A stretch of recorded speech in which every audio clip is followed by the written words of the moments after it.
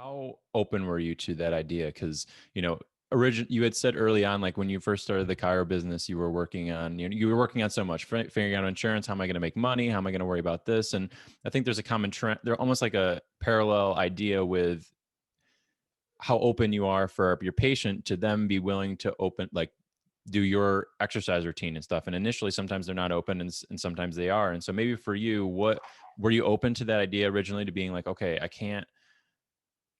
I'm not an expert. I'm just, every day is a new day. Like I have to be open to learning new things. Was that something hard for you to kind of adopt, or was it originally just a very natural I idea that think you're it's like, oh something yeah, that duh. you grow. I do think that there's something innate about some of that, and then I also think there's a component of you almost have to go through a period where you don't do well, right? Mhm. Like you and none of us is perfect, so we're all going through this journey in business and in life together, and I think the it all takes us a certain time frame to realize that, like, yeah, we need help.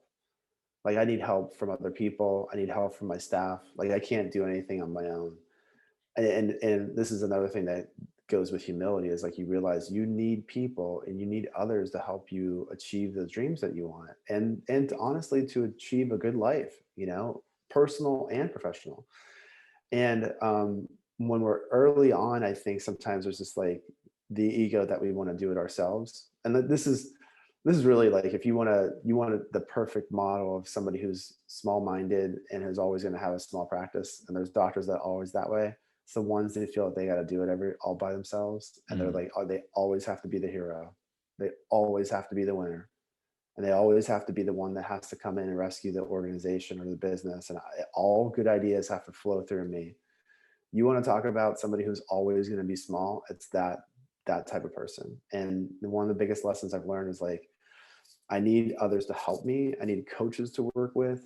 And I don't think I first started with this. This was probably like, I had a really good mentor. And I think when the first couple of years in practice, I had a great mentor that would naturally feed me great information and take it upon himself to show me Mm.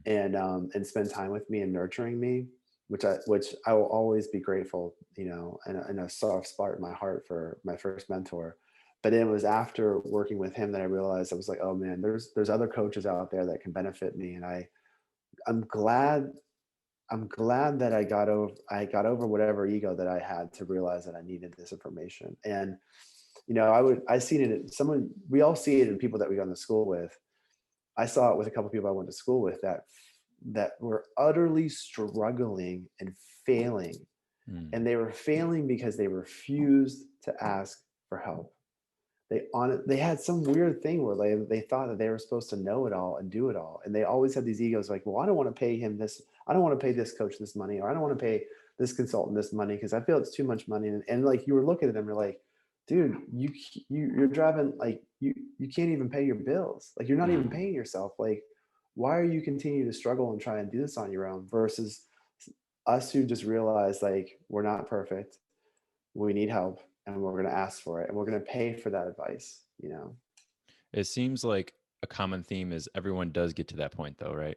Everyone gets to that point of like they're running into an issue and they're trying to figure out like why are things not going my way? And do you think having a point in your life where you think you're hot shit basically is crucial for you to advance to that next portion? Or do you think you're able to kind of skip over and get to that point of being like, oh, okay, like I need help, or I need, this is the point in my life where I need to get help from a coach or whatever? I think failure is a really important lesson, in business.